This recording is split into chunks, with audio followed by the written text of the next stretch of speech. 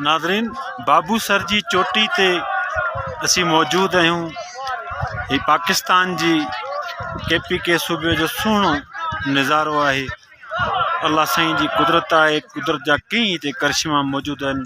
वॾा वॾा जबल, झीलूं, उन खां सवा वॾा जबल। हींअर असीं जिते मौजूद आहियूं बाबूसर टॉप ते, उते बर्फ़ जो मज़ो वठण जे लाइ सॼे मुल्क पूरी दुनिया में जेके टूरिस्ट अचनि था, भई तव्हां ॾिसी सघो था हींअर बि जेका आहे बर्फ़ वसे पई, स्नो फॉलिंग थिए पई ऐं असां उन बर्फ़ जो मज़ो वठी रहिया आहियूं। असां समेत सॼे मुल्क पूरी दुनिया में जेके सियाह आया आहिनि उहे पिणु मज़ो माणनि पिया। तमामु घणो सीउ आहे हिते ऐं मौसम ॾाढी सुहानी आहे। ही तव्हां ॾिसो किथां जुड़ब आहे ऐं माण्हू परे परे खां जेके मज़ो माणण जे लाइ आया आहिनि। डांसूं कनि पिया, हिक ॿिए खे बर्फ़ हणनि पिया, इंजॉय कनि पिया ऐं ज़िंदगी जो जेको आहे सो मज़ो माणनि पिया।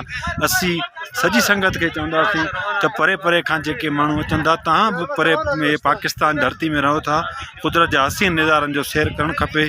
नज़ारा ॾिसण सां माण्हू खे नॉलेज मिले थी ऐं दुनिया जी ख़बर पए थी त असीं किथे आहियूं, दुनिया किथे पहुती आहे। इहे शयूं सभु तॾहिं थींदियूं जॾहिं माण्हू दुनिया जो विज़िट नथो करे सघे, पंहिंजे मुल्क जो, पंहिंजे धरती जो जेको आहे सो दौरो करे, सुठा सुठा इलाइक़ा घुमे। असां नारान, कागान, बालाकोट, ढाढर, मानसरा, इस्लामाबाद, पिंडी समेत मुख़्तलिफ़ तदा इलाइक़ा घुमिया आहिनि। सैफुल मलूक झील, हींअर बाबूसर जी चोटी ते मौजूदु आहियूं जिते स्नो फॉलिंग माना बर्फ़ थिए पई। मज़ो माणियूं पिया, दोस्त असां सां गॾु उहे मज़ो माणनि पिया ऐं असीं कोशिशि कंदासीं त कुझु हितां जे जेके टूरिस्ट माण्हू आहिनि उन्हनि सां ॻाल्हि ॿोल करे उन्हनि जो मौक़ुफ़ मालूम कयूं, कीअं पिया मज़ो माणनि ऐं केतिरो जो है सो लुत्फ़। बाबूसर की चोटी पे स्नो फॉलिंग भी हो रही है। मौसम का बहुत मज़ा हम भी ले रहे हैं, हमारे दोस्त भी ले रहे हैं। आइए इनसे बात करते हैं, कैसे आप देख रहे हैं, कैसे मज़ा ले रहे हैं आप? बहुत मज़ा आ रहा है। यहाँ पे बर्फबारी भी हो रही है और बड़ा मज़ा हो रहा है। बहुत मज़ा आ रहा है। आपको? हमें बड़ा मज़ा आ रहा है, इधर अच्छा लग रहा है, अच्छा फील हो रहा है, अच्छा मौसम है।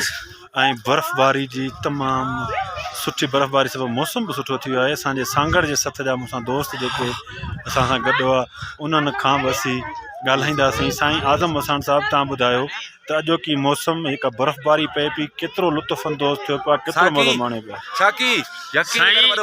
सभिनी माना ख़ुशनसीब आहियूं पाण जो हिते अचण सां हिन टाइम ते स्नोफॉल थी रही आहे। बाबूसर जा ख़ूबसूरत नज़ारा ॾिसण खां पोइ हाणे असीं वापसी लाइ रवंदा आहियूं। ही तव्हां मुंहिंजी बैक साइड ते ॾिसो था आज़म, ही बर्फ़ जो धिको ॼमियल आहे। ॾिसो ही एॾी बर्फ़ आहे, ही ॾिसो बर्फ़ आहे, ही बर्फ़ जेका आहे सा ॾिसो केॾी साफ़ सुथरी आहे ऐं हितां ग्लेशियर आहे, बर्फ़ जेका जमा थींदी आहे।